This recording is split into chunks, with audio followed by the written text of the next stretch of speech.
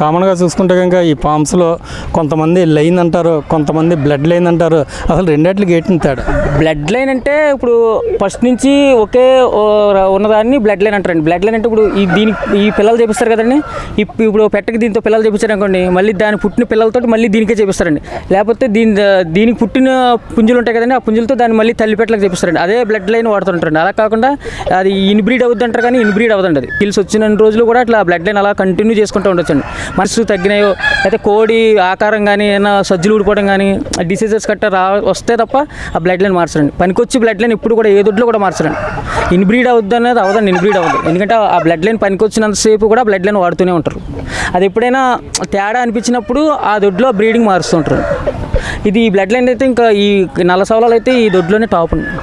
అంటే ఇప్పుడు మన రెడ్డి గారి ఫామ్లో ఈ కోడి సవలాలు ఒక సిగ్నేచర్ లైన్ ఇంకొచ్చా లైన్ అండి. దీని తండ్రి కూడా ఉందండి అక్కడ, దగ్గర 10 సంవత్సరాలు పెట్టి ఉంది. దాన్ని ఎవరికి ఇవ్వడానికి ఇష్టపడలేదు. ఇప్పుడు రెస్ట్లో ఉందండి అది, దాన్ని కూడా చూద్దరండి.